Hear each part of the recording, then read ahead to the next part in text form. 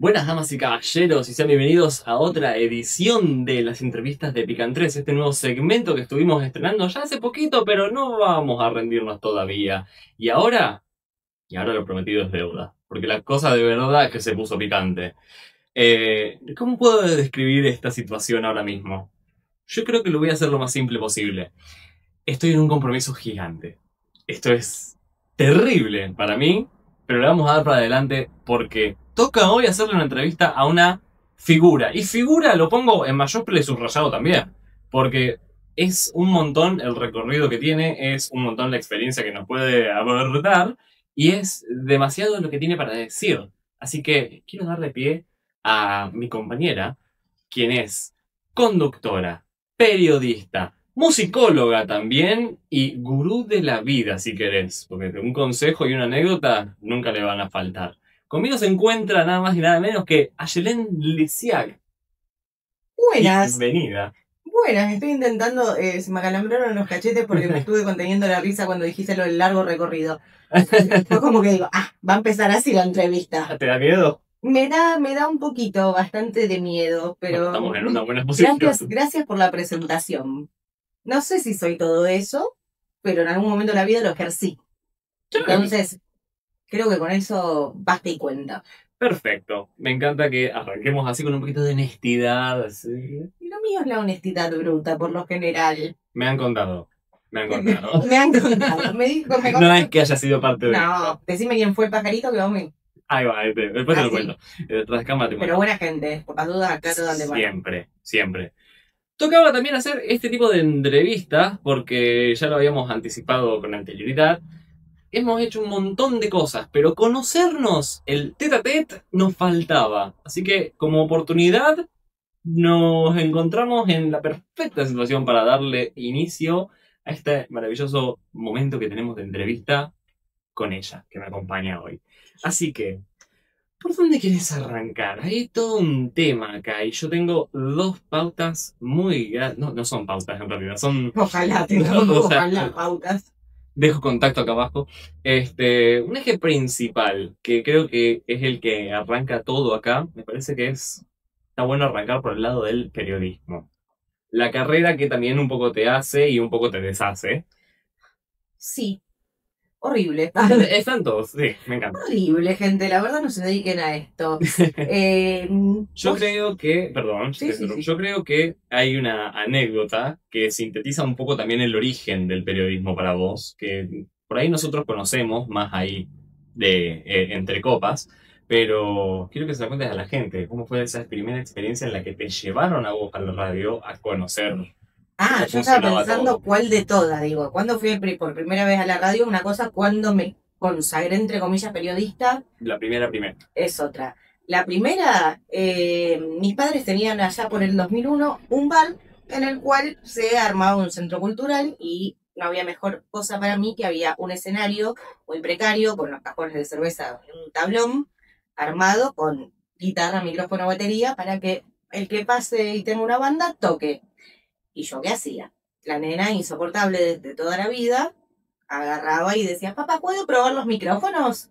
Entonces estaba 1, 2, 3, probando. Ahí medio que mis viejos dijeron, mira, o no me aguantaban, una de las dos, para mí son las dos opciones, y tenían un amigo que le mandamos un saludo, Radio 99.9, Barrio Las Delicias, Zona Sur, que me empezaron a llevar. Yo tenía 6, 7 años y me empezaron a llevar a la radio, así, como que no quiera la cosa.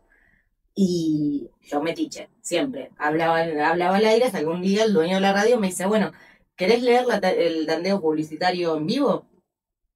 Conste que para eso me iba a buscar todos los sábados a las 7 de la mañana a mi casa para ir a la radio, que el programa empezaba a 7:30, 8. Mirá cómo me habrá gustado para que yo un sábado me despierte a esa hora. Y así empecé con los tandeos publicitarios en vivo y ahí me acuerdo siempre mi mayor y mi primer gran error.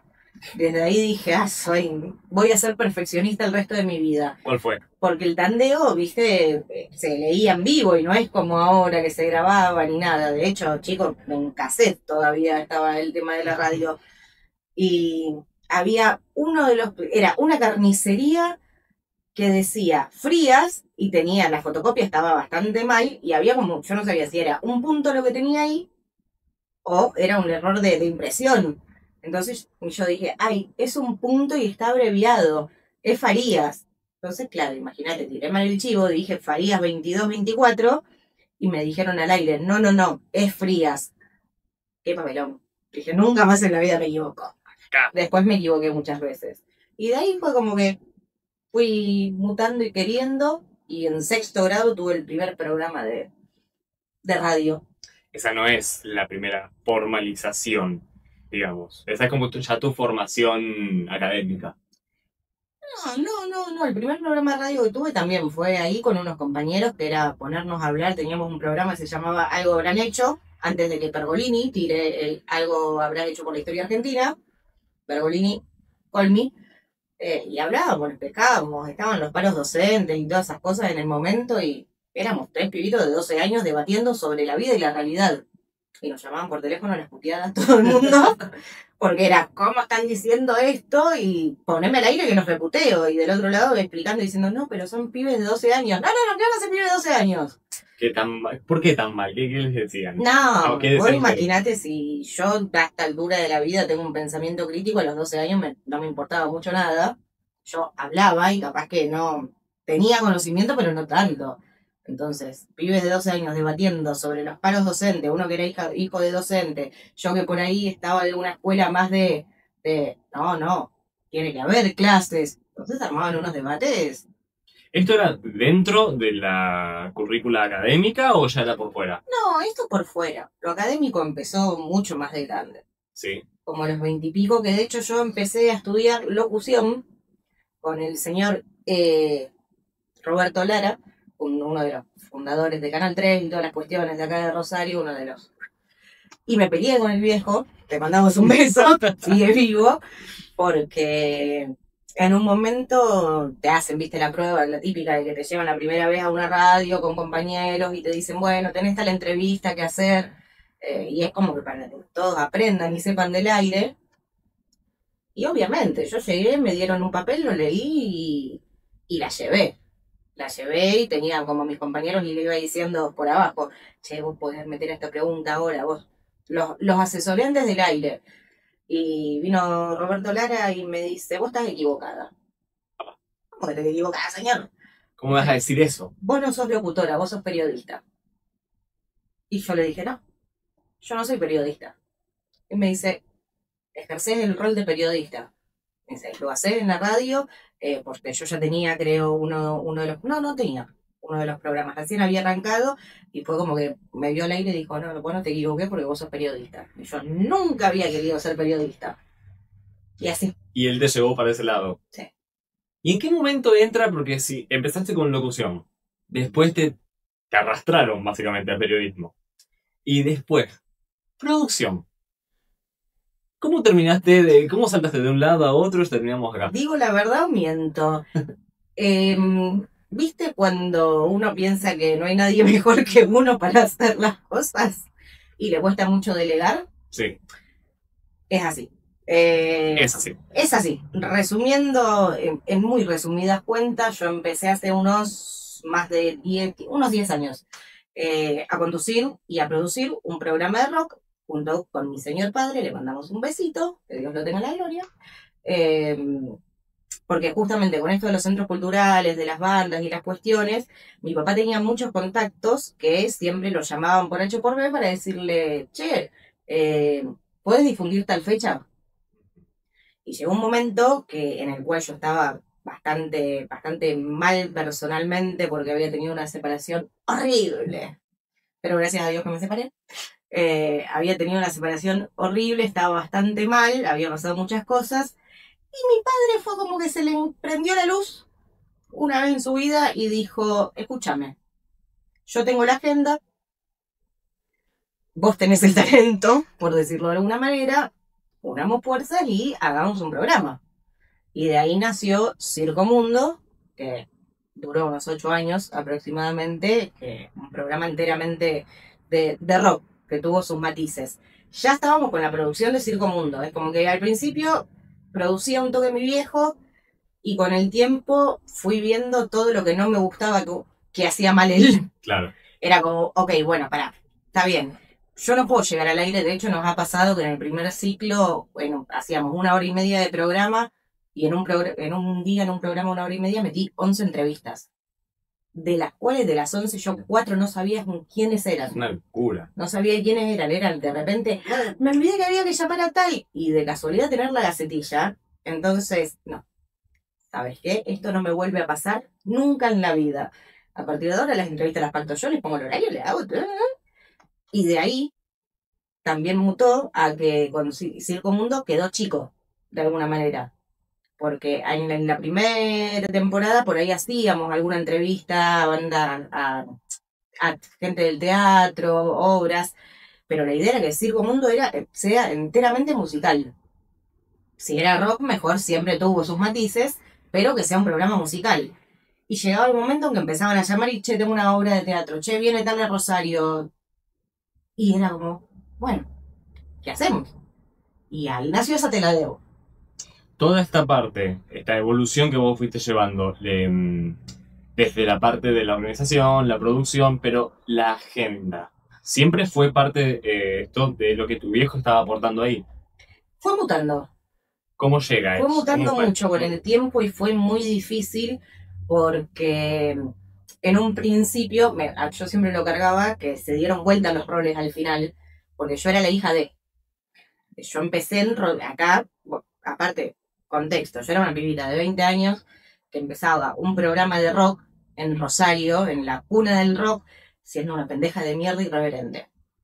Cuando había pocos programas conducidos por mujeres enteramente. Malta Carbón en la TL, alguno que otro, pero no conducción total y completa y producción.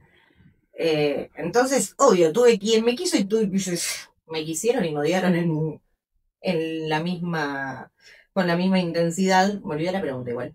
Igual, aparte de, ahora volvemos sobre la pregunta, pero estaba bueno, porque esto de que te fueron odiando con distintas intensidades, ¿fue por mandarte a un mundo que quizás no estaba tan regido por la figura femenina como la conducción de la música? ¿O fue porque simplemente eras carne nueva en todo este mundillo? Yo creo que fue una mezcla. Fue una mezcla. Era carne cañón porque era una pibita y la pibita de repente hacía las cosas bien y de repente fue escalando bastante, por suerte, el programa. Y en un momento eran notas a Rosario. Después, obviamente, te llamaban y eran, bueno, listo, hacemos notas a bandas de Buenos Aires. Bueno, listo, no, ahora de repente Tucumán. Y, bueno, ahora Tierra del Fuego. Che, ahora me están llamando de Chile, ahora de Uruguay, ahora de Colombia, ahora de México. Y fue como que abrí un abanico que no estaba tan abierto en la ciudad. Era como que la idea era hacer un programa regional y fue más allá. Se nos fue de las manos. Se nos fue de las manos. Tuve también muchas críticas por eso. Porque te imaginás, yo hacía en un momento después 4 o 5 entrevistas por programa y ya estaban pactadas con 3 meses de anterioridad. Y yo hacía una entrevista, vos tenías una banda y venías y me decías, quiero una entrevista. Yo a esa banda le hacía una entrevista por año. Entonces era, elegí bien, si querés para el lanzamiento del disco, si querés para una fecha, y fue por lo mismo, viste, que fui un poquito... ¿Quién sos que nos das una sola entrevista por año? Pero no le iba a sacar el lugar a otros. Y sí, agenda llena. Claro, bueno, y en esto que yo te decía de que fue mutando, la agenda que vos me preguntabas, es como que al principio la tenía él y era más acotada, era más de la zona de Rosario. Cuando se fue expandiendo, ya como yo era la cara visible, directamente venían mucho a mí. Entonces, de ahí fue creciendo y llegó el momento que de hecho fue, Ayelén, mira el mensaje que me acaban de mandar. ¿Vos podés creer? Y mi viejo mostrándome, vos sos el padre de Ayelén Lisiak. Y fue como, bueno, me hice mi camino, ponete contento, que hice mi camino y pude abarcar bastante, más de lo que quise en algún momento. ¿Para vos tu viejo fue siempre alguna buena influencia dentro de... No, nos cortamos ahí. No fue una buena influencia en nada. Dios lo tenga en la gloria de vuelta. Pero te acompañó mucho en todo este trayecto. Sí, en todo este trayecto, pero hemos tenido muchísimas peleas. ¿Viste cuando tenés... Circo Mundo era nuestro hijo, entonces al tener tantas formas diferentes era una pelea eterna y constante. Yo quiero hacer esto, no, esto no se hace. ¿Quién decía que? Los dos. Ah, bien. En distintas cuestiones, los dos teníamos la pelea y nos hemos llegado a pelear fuerte de mal de decir, de yo decir, ¿sabes qué? Ponerme en estrella. ¿Sabes qué? La semana que viene yo el programa no lo hago. Agarré y pone otro conductor. Y después de poner el otro conductor está mal lo que estoy diciendo, y después de poner el otro conductor, fíjate. Y volvía. Y sucedió. Y sucedió, y fue como que fueron, ¿viste? Medir egos entre familia también es diferente, es difícil. Es dificilísimo. Él era el lado de yo lo creé y entonces sé que lo que estamos haciendo está bueno y no darse cuenta. Yo creo que a un hijo también se le exige mucho, entonces era difícil reconocer lo que yo hacía. El pensar que sin mí iba a funcionar igual. Esa era la pelea. Y yo, date cuenta que sin mí no funciona. Y funcionaba, pero de una manera muy... Que no está en tus límites, en tus... como lo habías planteado vos. No, que de hecho me sirvió mucho también a mí como para decir, ok, la cara de esto soy yo. Claro. Fue como, mierda. Pero si este proyecto fue mutando y él empezó como el yo lo creé y vos decís yo lo mejoré o yo lo sostengo, pongámosle de esa forma, ¿sí? Sí. ¿Dónde queda él después en esta escena donde evoluciona más todavía la cuestión y Circo Mundo pasa a esa tela de O? Bueno, yo creo que ahí hay una sola palabra que nos puede definir, que siempre lo dijimos, que es la locura. Nos podríamos pelear un montón, pero los dos teníamos la misma pasión y la misma locura. Siempre fue algo más allá de hacerlo para nosotros, de nuestra forma de devolver y de darle algo al arte. ¿Entendés? Sí, nosotros somos la cara, pero de difundir, de acompañar, de saber lo que cuesta ser artista hoy por hoy. Siempre fueron esas improntas y esas premisas. Y de hecho, después de esa Te la debo, hubo muchas producciones más. Hemos llegado a tener de lunes a viernes 7 producciones, la tira completa en radios. Que también, eso fue un aprendizaje enorme porque era, bueno, ya teníamos esa Te la debo y Circo Mundo, entonces la productora se empezó a hacer un poco más conocida, Cruz Diablo, que ahí está, en algún momento la reactivaré. Se empezó a hacer más conocida y era, che, no, o hasta los mismos de la radio, che, ¿no quieren hacer otro programa? Tengo tal horario libre. Che, ¿y de qué lo podemos hacer? Hicimos programa de punk, después teníamos, imagíname a mí produciendo un programa de fútbol con 7 chabones hablando en la mesa, y yo teniendo 24 o 25 años. Sí. Lo que habré peleado, teníamos todo, teníamos programa de fútbol, teníamos de punk, que estaba Circo Mundo, estaba esa Te la debo, había de política, pero sí, son cosas que se van aprendiendo en el camino. Gestionar el espacio también, ¿no? Porque después de todo vos estás puesto con un contenido, con un programa, con un proyecto, en un lugar que muchas veces termina siendo ajeno. Y eso es una gran... acá me van a cancelar, pero creo que la mayoría sabe mi pensamiento. En esto mismo que acabo de decir, que es muy difícil ser artista y ser autogestivo en esta ciudad, más allá de a nivel país, esta ciudad es particularmente difícil. Y hay una regla máxima que nos rige todo el tiempo, lamentablemente, que suele ser que no es quizás el que más sabe, sino es el que más plata pone o tiene. Ajá. Entonces, es complicado el decir, sí, nosotros, sinceramente, hemos tenido 7 programas, pero la mitad lo bancábamos nosotros. Era bancarlo y decir, bueno, el puro bolsillo, sin confiamos en esto, sí, después iban saliendo sponsors y se podía ir cubriendo, pero ha pasado mucho también esto de, me encanta lo que estás haciendo, te quiero acá, pero te cobro tanto. Claro. ¿Me estás llamando vos? Ubicate. No tiene mucho sentido. Ya sabes, igual llamen, por las dudas. Yo tanteo si me conviene o no. A ver, como no como regla máxima, pero por ejemplo, ya pasaste por 11 notas dijiste en un día. Sí, en 1 hora y media. Después, cuadrilla completa de semana en todo el programa, en todo horario. Después, contenidos variados, música, punk, fútbol, espectáculos también me imagino. Entre tantas cosas, me parece, debe haber también una familiaridad con otros que están en el mismo palo del periodismo.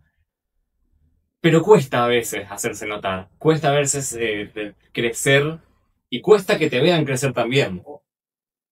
La pregunta acá es un poco más polémica. Ay, yo quiero que no me cancelen después. Yo quería preguntarte si entre periodistas te has cruzado con alguna oportunidad en la que digas, esos códigos no se tienen que romper, esos códigos no se rompen.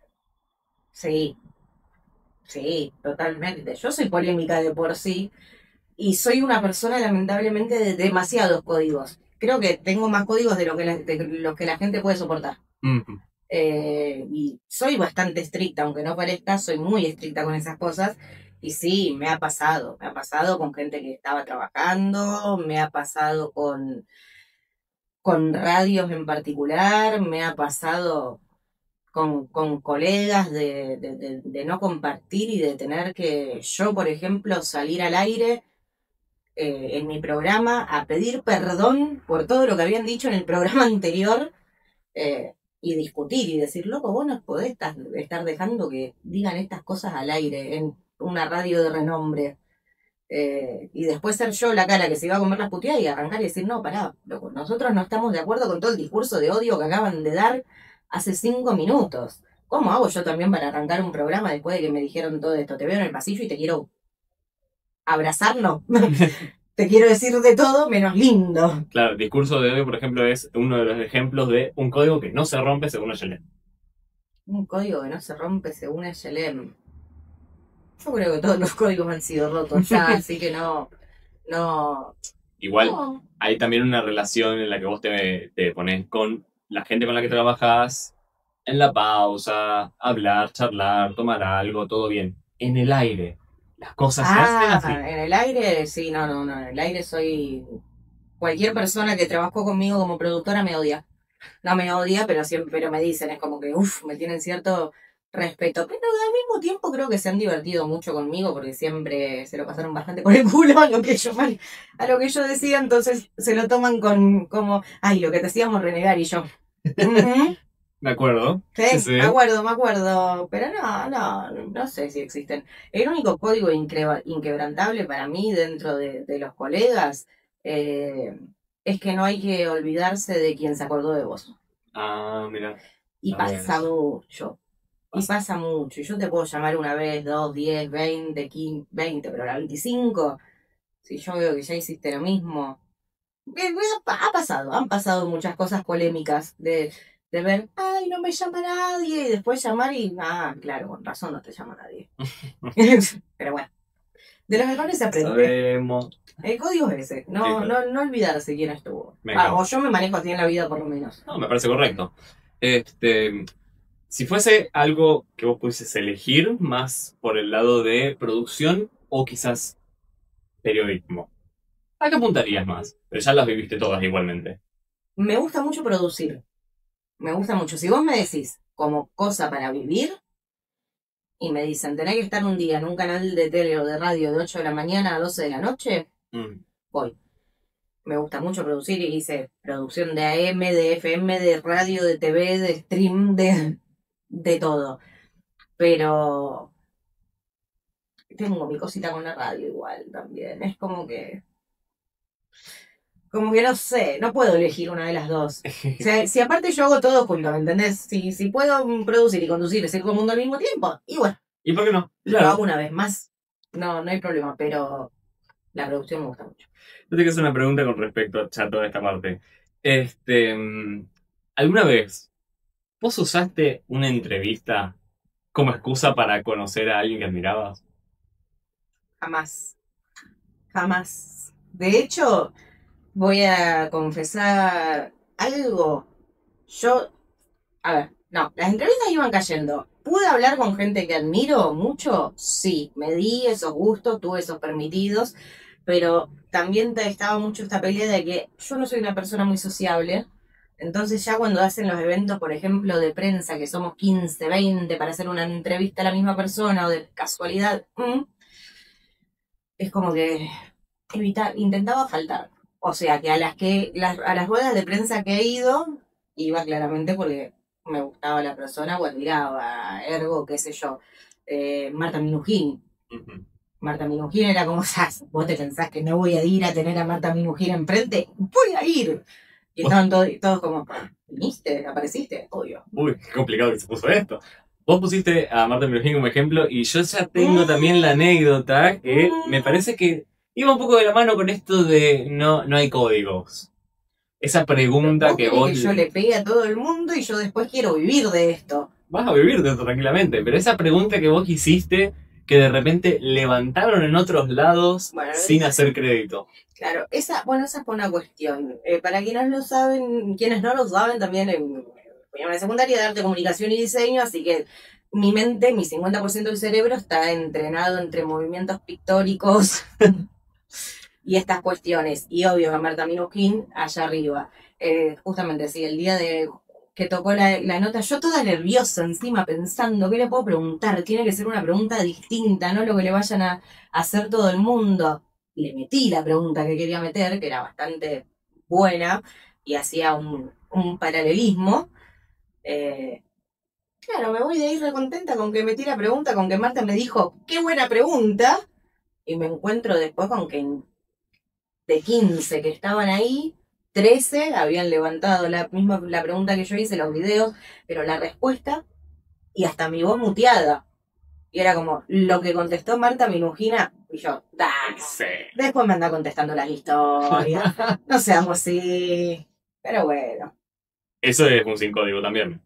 No dar crédito. Yo no sé si es cuestión de no tener códigos. Para mí son cuestiones de ego y dentro de este ambiente hay muchísimo ego. Mucho, ¿no? Es complicado. Sí.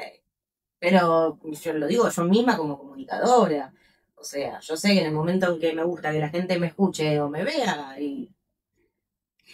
En esta cuestión, vos haces énfasis mucho en quería hacerle una pregunta muy puntual, fui y se la hice. Está buenísimo eso, porque rueda de prensa, se sabe, Sí, es como... hay que arrancarse un poco más los ojos para poder acercarse a la persona y encima preguntarle algo que destaque. Difícil, porque todos caen todos en lo mismo. Yo creo que vos sos una persona, por varios tiempos que te conozco, que tiene mucha facilidad para pensar fuera también del molde de las cosas. A mí me gustaría más bien preguntarte, ¿cuánto de vos realmente ponés dentro de una nota, de una entrevista, de una producción? ¿Cuánto te salís del parámetro este que nos enseñan a todo el mundo de cómo se tiene que hacer las cosas y lo llevo por mi lado? Un 100%. Todo. Un 100%. Porque no puedo con mi genio, es como que yo, por lo general, las entrevistas me las armo, cada vez que hago me las armo y tengo una guía, y de repente en la charla me va a venir contestarte un montón de cosas. Y he tenido entrevistas por presentaciones de discos en las cuales me quedé 15 minutos hablando sobre el arte de tapa, porque me flasheaban esas cosas y esto también de permitirme, me ha llevado a lugares, ¿no?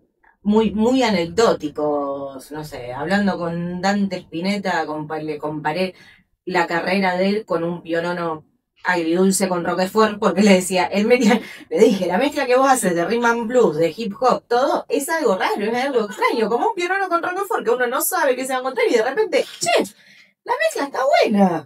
Tu particularidad en sí, porque ahí explorabas un poco y jugabas con el rhythm and blues, después de repente te volcaste un poco más al hip hop, es esta impronta de que nunca te quedás quieto y siempre te permitís explorar y mezclar quizás cosas que uno nunca se anima, como cuando decían, no sé, el pionono con Roquefort y de repente a medio mundo le encanta.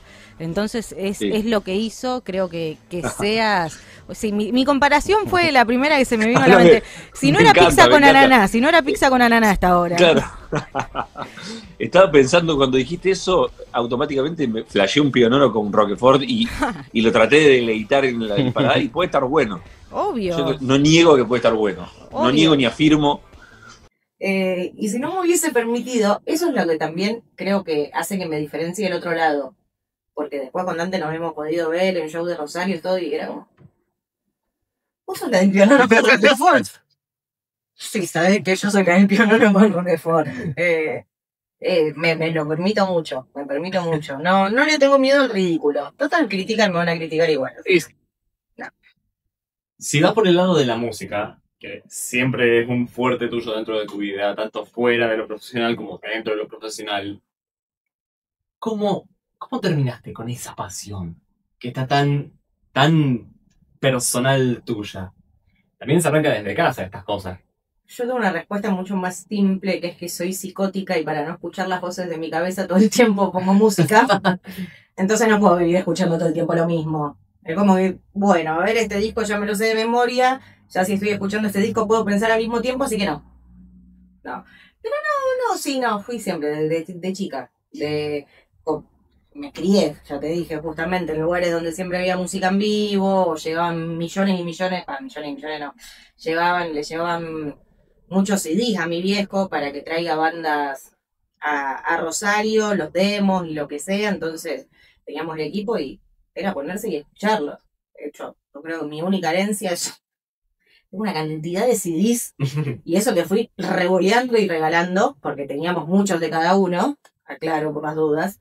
Y bueno, como siempre, igual fue bastante estructurada el tema música en mi casa, porque mi viejo tenía, o sea, siempre estaba la radio, siempre se escuchaban cosas, pero por ejemplo, a mi viejo no le gustaban los redondos y yo no supe lo que eran los redondos hasta que lo descubrí por mi cuenta. Bueno, ahí. Nunca le gustó Soda Stereo, nunca se escuchó Soda Stereo, entonces de grande fue, bueno. Claro, ahí también. No me gusta Soda Stereo, tampoco, lo comparto con mi padre. Ese acercamiento con la música también es una cuestión que me parece muy importante de ver, porque desde casa siempre escuchamos lo que nuestros padres terminan escuchando. Como, bueno, existe la música, genial, les gusta esto. ¿Dónde se quiebra el camino en el cual vos decís, lo que yo aprendí en casa está bueno, pero a partir de este punto me identifico con la música para mí misma? Cuando empecé a descubrir el rock internacional. Sí, ¿no? Es como que cuando de repente mi tío me empezó a, también de chiquita, toma, esto es Pink Floyd. Esto es Radiohead. Epa, y de ahí vinieron los Guns, y de ahí fui, y era como, qué bueno que está todo esto. Y siempre soy por lo general en la vida una persona que le gusta saber un poco de todo. Entonces no, creo que no hay género que no haya escuchado. Soy bastante, sí, me gusta mucho la música, pero me sorprende que a veces la gente piensa que sé mucho de música, y yo no lo tomo de esta manera, porque soy mucho más de la lírica. A mí me gusta más analizar las letras porque me gusta escribir y fui siempre de leer mucho, y por ahí, claro, de escuchar tanto, hay cosas que distingo, que me doy cuenta, de esto de que vos por ahí estás escuchando un tema y yo, mientras estoy escuchando un tema, voy separando por un lado el bajo, por el otro la bata, y este está haciendo tal cosa. Entonces se ve que desarrollé un poco de inteligencia en eso, más no siento que la aplique tanto como el resto dicen. ¿Carrera musical por tu cuenta nunca hiciste? Chicos, no puedo cantar ni el arroz con leche. ¿Pero tocar un instrumento tampoco? No, tengo la guitarra para ejecutar el vicio en casa y lo único que hago son rifeos, no. De hecho, hace poco estaba en una entrevista, hice a un músico una pregunta y me dice, ¿vos sos música? Y yo, no, pero escuché mucho. No, es una de mis cosas frustradas. Capaz que porque no le pongo tantas ganas. ¿Viste? Bueno, no está tarde para pero tengo la guitarra en casa para ejecutar el vicio. Mira, la ampolla que tengo acá es de la guitarra. Entonces llega el momento que, no, ya me ampollé, no me gusta, deja. No practico más, déjame mis manitos enteras. Primero baja la ampolla, después reinicio. Después vuelvo. Ya que mencionaste que también estabas mucho con la parte de lectura y también redacción. Me interesa saber si... ¿Cómo suena una redacción en tu cabeza? O sea, ¿tiene ritmo, tiene armonía, caos? Esa palabra. Esa palabra. Esa es. No sé si tiene mucha estructura quizás. Sí. No, mis pensamientos son así. Fluyen, escribo y apenas los encauzo muy rápido. Por lo general. Entonces es como que así mismo tengo muchas cosas que he escrito y que no han visto la luz, y la van a ver hasta dentro bastante, que es así, es estar caminando y che, te me vino tal pregunta a la mente, tal detonante, y llegué y lo escribí, ya está, y así como lo escribí, quedó. Y en la música, combinándolo de vuelta con el tema del periodismo, con la entrevista, con la redacción, producción. Artistas que vos digas, me di el gusto. Vamos a hacer. Artistas que vos digas, me di el gusto. Uh-huh. Artistas que vos digas, uy, qué complicado que fue esto. Uf. Y artistas que me digas, me falta la figurita. Artistas que me di el gusto, arriba de todo, Lito Nevia y Sandra Mianovich. Y Tarja Turunen. Argentina, como sabemos, hace más de 10 años, aprendiste el español, como ya lo hemos charlado. Nosotros los argentinos puteamos mucho, somos muy puteadores. Quiero saber cuál fue la primera puteada que aprendiste en suelo argentino. Hay un montón. Puta madre, obvio, eso es, y lo estoy usando casi, no todos los días, pero me sale. Creo que esos son de los mayores gustitos. Me faltan Charlie y el Indio, lógicamente. Y difícil, sí, un personaje, ¿no? Un personaje. Hubo muchas difíciles, pero las dos que más me marcaron fue un personaje que era integrante de Babasónicos y venía con su banda Rosario. No voy a decir más que eso, lo van a sacar. ¿Y viste esos tipos muy subidos al ego? Ajá. Ay, no sé, porque vamos a tocar y esto y lo otro y bla, bla, bla. Y yo, mira, papita. Esas notas que no te contestan nada para colmo. Hasta que sí, no, pero yo peor, cuando me pasan esas cosas, peor. Te voy a dar vuelta. Y lo logré dar vuelta. No me acuerdo qué le dije y lo logré dar vuelta. Y tuve en el primer ciclo muy difícil a un músico histórico, baterista, muy histórico, fundador de varias bandas, que me enojé tanto al aire que tuve que salir del aire. Fue la única vez en mi vida que agarré, estaba todavía mi viejo, lo miré y le dije, se dio cuenta, le dije, venite ya al aire porque yo me voy porque lo puteaba. ¿Qué pasó? No, le pregunté, un señor grande, le pregunté qué opinaba de las nuevas ondas del rock, de las líricas, de las canciones, bueno, de la puesta en escena nueva. Y el chabón empezó, no, los de ahora son todos unos paloperos, unos fumaporro, esto y lo otro, y yo ya estaba, ¿viste? Como... Era bastante prejuicioso. Sí, yo ya estaba un poquito sacada, ¿viste? Con razón te fuiste a vivir al medio de la montaña. Pero no, llegó un momento en que yo lo intenté calmar, ¿viste? Como, no, se está yendo al carajo. Lo achico, lo calmo, no, y seguía y me sacaron del aire. Dije, sáquenme de acá, pues. Sabían que lo que seguía era una puteada. Difícil, Fue muy difícil, pero después aprendí. ¿Cómo que? A respirar y a que en mi cabeza suenen el monito de los Simpsons así, porque a veces no se puede, a veces son muy difíciles las entrevistas. Y yo tengo esto también de que al aire soy bastante infumable, de hecho hay también un baterista acá en Rosario, le mandamos un beso que cada vez que me ve me putea con cariño porque se acuerda que la primera nota que yo le hice, él había entrado al aire con un chicle. Y bueno, yo al aire lo miré y le dije, sácate el chicle. ¿En vivo? Sí, no, estaba al lado del micrófono haciéndome... Me molesta mucho, chicos, escuchar a la gente masticar. Así que se acuerda de mí al día de hoy. Bueno. Dice, después de ese día nunca más con mi chicle en la radio. Gracias. ¿Y lo bien que hiciste? De nada el resto, todo lo que vinieron después de mí. Bueno. Te voy a hacer un par de preguntas más, que con esto ya quiero como ir... Voy a intentar contestarlas cortamente. No, tomate el tiempo que quieras, porque me gusta que desarrolles esto y lo haces. No pasa que tengo sed. Ay, necesita ella. Pasa que tengo sed.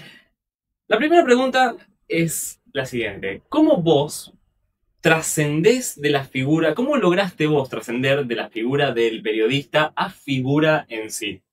Te lo pregunto por lo siguiente. Para que me acomodo. Sí.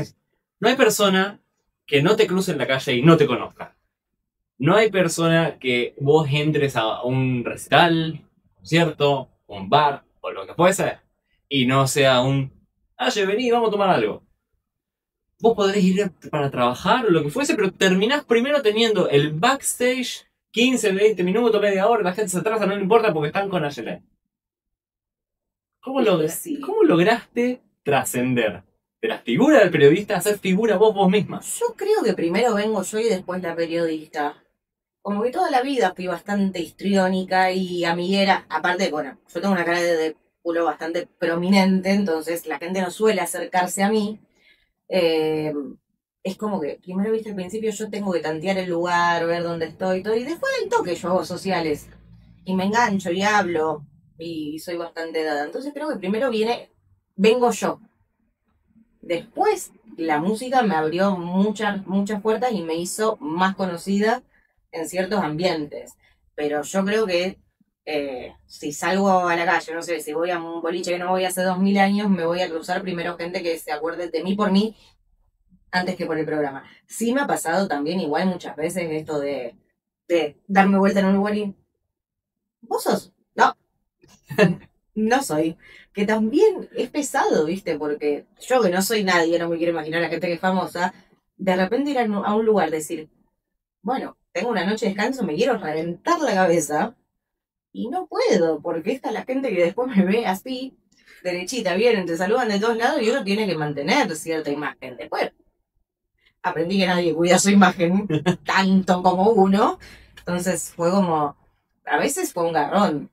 A veces fue medio garronazo el ahí está Yelem, porque también la gente tiene que esperar un poco a conocerme. Por el principio sí, es mucha solemnidad y soy muy correcta, pero después de que la gente entiende cómo me gusta hacer las cosas, que por lo general es cómo funciona. Después ya está todo bien, ya está, relajate, vení, ahorita un vino.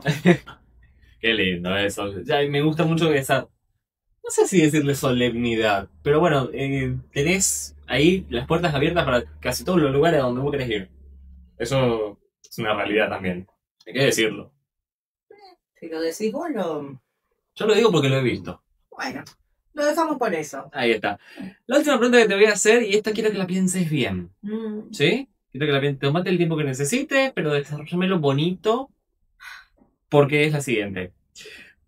Si tu carrera artística, periodística, musical, lo que quieras, fuese un disco, ¿sí? ¿Cómo se llamaría y qué título les pondrías a la primera y última canción?